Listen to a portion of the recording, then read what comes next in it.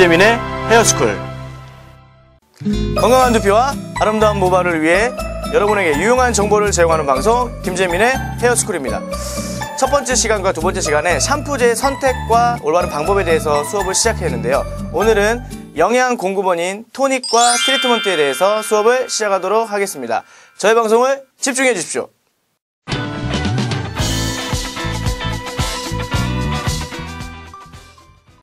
네, 첫 번째 주제인 토닉에 대해서 여러분들에게 간단하게 설명하고 사용 방법에 대해서 알려드리도록 하겠습니다. 여러분들 아시겠지만 피부에는 우리가 스킨이라는 걸 사용하고 있습니다. 남성분들 같은 경우에 면도를 하고 나서 스킨을 바르면 약간 화끈거리는 느낌이 있습니다. 이는 에탄올이라는 알코올 성분을 주 목적으로 하는데요. 마찬가지 두피에 샴푸제를 하고 나서 두피를 청결하게 하기 위해서 사용하는 것이 바로 이 토닉인 것입니다. 토닉에도 마찬가지로 에탄올이라는 알코올 성분이 들어있습니다. 두피를 산뜻하고 청결하게 해주기 위해서는 토닉이 필요합니다. 하지만 지금 현재 사용하고 있는 사람들은 거의 미비하다고 할 수 있습니다. 아니면 토닉을 사용하는 데 있어서 사용하시는 분들은 탈모를 겪고 있는 사람들에 한정되어 있다는 것이 현실입니다. 누구나가 토닉을 한 가지씩은 가지고 있어야 됩니다. 그 토닉에는 지성용, 건성용, 비듬성, 정상 이렇게 네 가지로 나눌 수가 있는데요.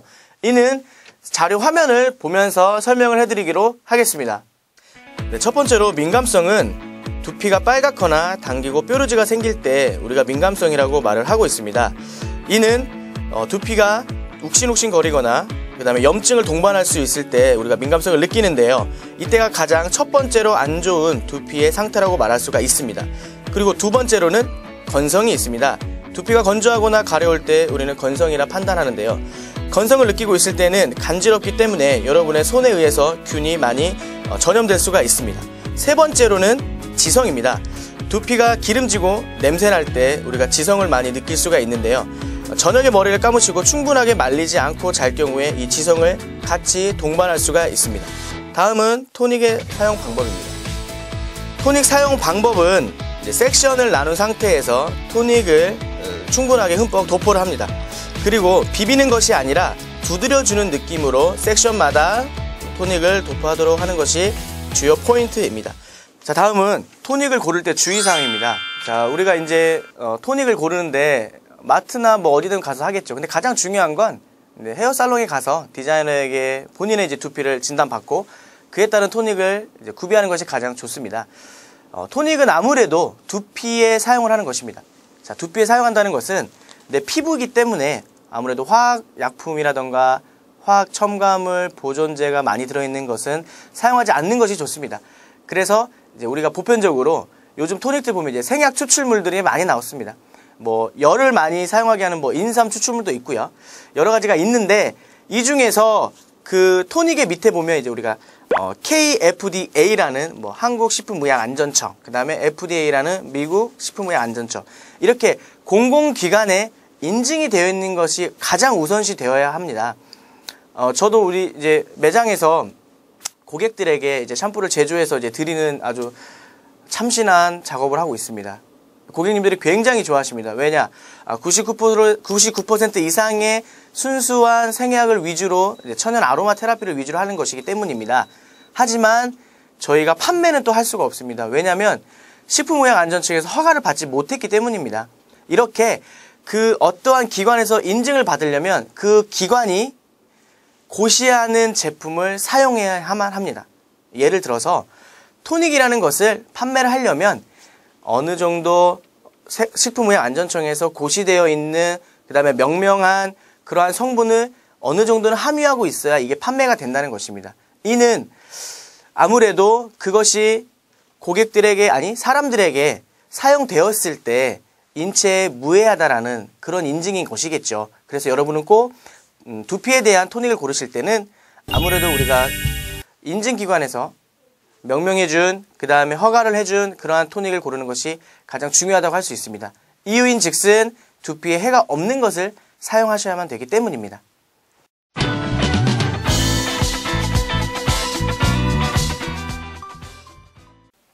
두 번째, 모발의 영양 공급원인 트리트먼트에 대해서 설명을 해드리도록 하겠습니다. 저도 이제 고객들을 상대하다 보니까 이 손상된 모발을 어떻게 하면 윤기나게 해줄 수 있을까라는 질문을 굉장히 많이 받습니다. 가장 집에서 할 수 있는 거 트리트먼트입니다. 자, 그래서 저도 여러분들에게 트리트먼트에 대해서 설명을 해드리기 위해서 공부를 굉장히 많이 해봤는데 너무 어렵습니다. 쉽게 설명을 해드리려고 제가 아무리 준비를 많이 해도 여러분이 몇 가지 정도는 아셔야겠더라고요. 그래서 트리트먼트에 대해서 가장 기본적인 것이 무엇인지에 대해서 설명을 드리면 영양과 유분과 수분입니다. 요 세 가지가 있는 것이 바로 트리트먼트의 맥락이라고 말할 수가 있습니다. 자, 그러면 손상된 모발의 주요 원인은 무엇이냐? 여기 이제 미용사로서 여러분들에게 말씀드리기 굉장히 난해한 부분인데 이제 잦은 펌과 염색이 바로 주 범인입니다. 자, 그래서 일단은 첫 번째로 마찬가지 내가 트리트먼트를 사용하는 데 있어서 그러면 어떠한 트리트먼트들을 고르느냐, 이것도 굉장히 중요한 것이죠. 자, 여기에 대해서 기본적으로 한 4가지 정도로만 여러분에게 말씀드리도록 하겠습니다. 자, 첫 번째가 바로 곱슬 모발용입니다. 곱슬 모발용은 아무래도 이제 붕 뜨는 것이 굉장히 싫죠. 우리 모발은 머리가 다 건조되어 있는 상태에서도 15에서 20% 정도 수분이 있다고 합니다. 그러니까는 아무래도 이제 물기가 있는 상태겠죠. 근데 곱슬머리는 이제 습한 날씨, 이제 비가 오려고 할 때 머리가 더욱더 이제 붕붕 뜨는데 이제 이게 싫어서 아무래도 이제 트리트먼트를 많이 사용하는 것이 일단 주 포인트입니다. 두 번째로는 가는 모발용 트리트먼트입니다.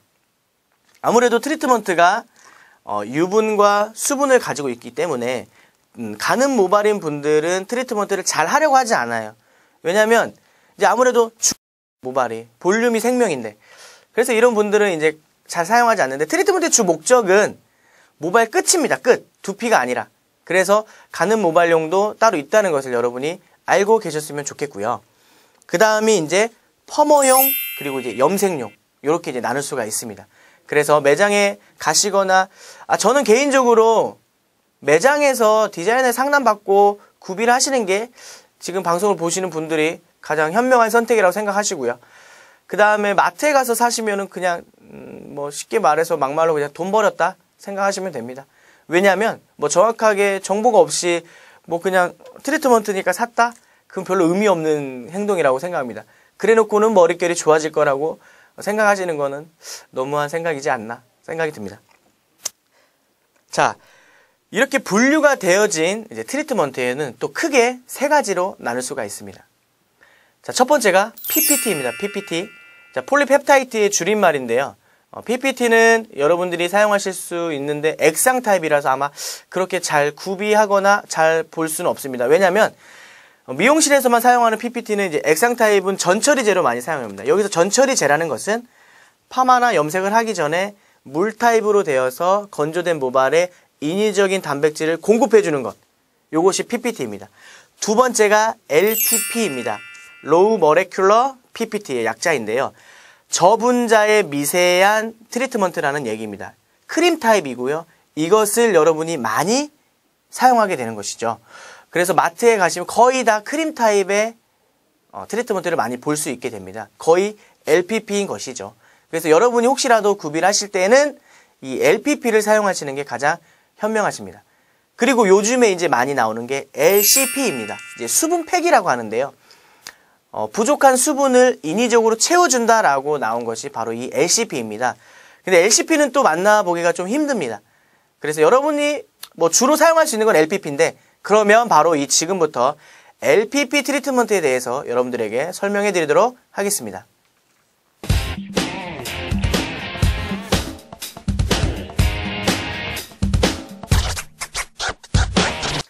자, LPP가 보편적인 트리트먼트입니다.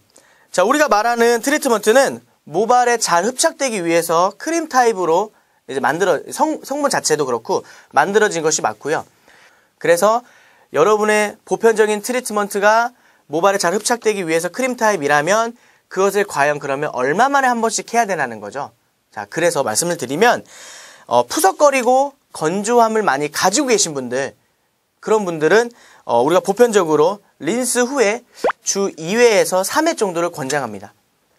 그리고 그 다음에 지성이거나 뭐 끈적이거나 그 다음에 좀 찝찝함, 아무래도 이제 기름이 많이 끼는 모발들이죠. 이런 모발들은 지성용 트리트먼트로 주 1회 정도 사용하시는 것이 가장 좋습니다.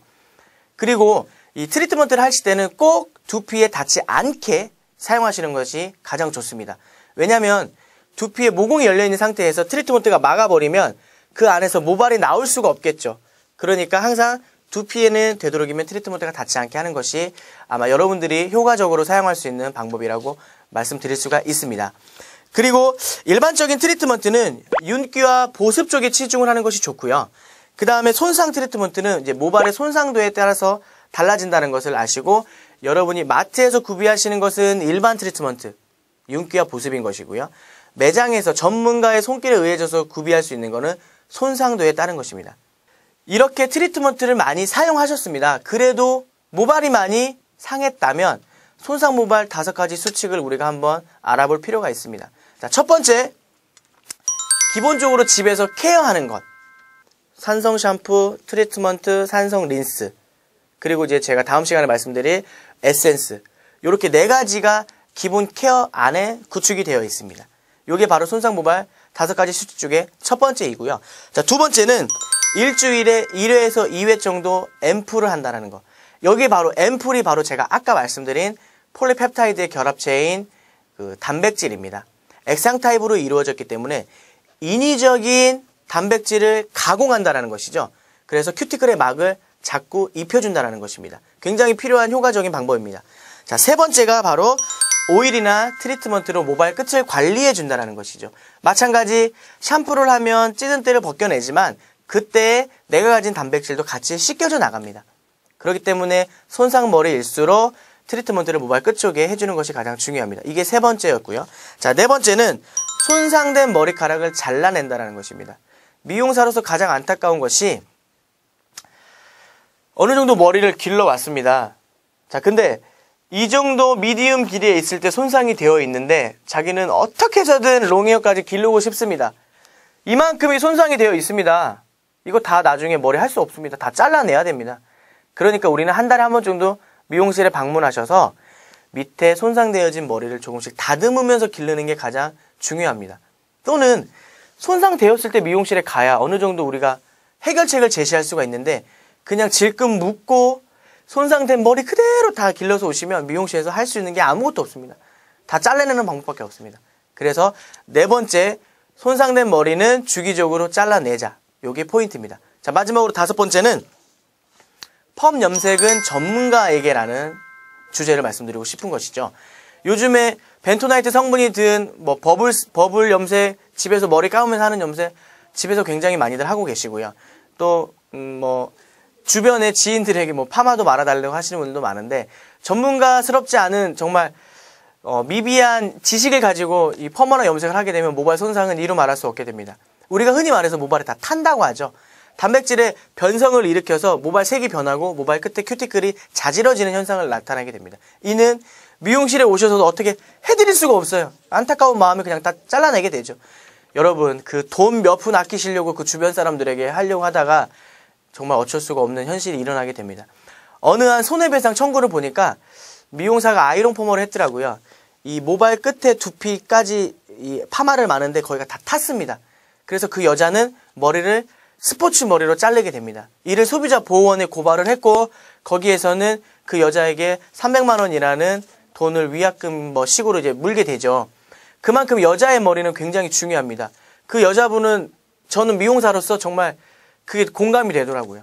300만 원, 뭐 미용사에게는 비싼 돈일 수 있겠지만 그분이 이 머리가 여기까지 자라려면 2년이나 시간, 1년이나 시간 동안이 정말 밖에 생활도 못한다고 봤을 때는 안타깝지 않습니까?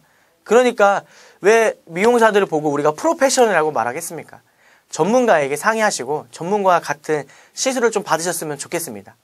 오늘은 토닉과 그리고 트리트먼트에 대해서 공부했습니다. 모두가 영양입니다. 손상을 주거나 해를 주려고 하는 것은 아닙니다. 근데 이제 2가지가 있는데요. 토닉은 손상되어진 머리를 하는 것이 아니라 더 좋게 두피를 만들려고 하는 것이 토닉인 것이고요. 트리트먼트는 손상되어진 머리에 윤기와 그 다음에 수분과 영양을 주려고 하는 것입니다. 어찌 보면 똑같은 영양 공급이긴 하지만 맥락은 다릅니다. 채워지기 위한 것과 이미 손상돼서 버려져서 그거를 안타깝게 여겨 유지하고자 하는 것입니다. 그래서 토닉은 필수 선택인 것이고요. 트리트먼트는 내가 관리하고 싶지 않으시면 잘라내시면 됩니다. 유지하고 싶으실 때 사용하는 것이 트리트먼트입니다. 이렇게 명확하게 좀 구분을 지을 수 있을 것이라는 생각이 듭니다. 오늘은 트리트먼트와 토닉에 대해서 공부했고요. 자, 다음 시간에는 수백 가지의 에센스가 있습니다. 그리고 수십 가지 종류의 오일 타입과 구분이 많이 되어 있습니다. 2013년에 여러분들에게 여름에 자외선이 많이 쬐일 때 사용하셔야 될 에센스, 그 머스트헤브 에센스 제가 베스트 5를 선정해서 여러분에게 정확하고 윤기나는 모발이 되도록 알려드리도록 하겠습니다. 오늘 김재민의 헤어스쿨은 여기까지입니다. 감사합니다.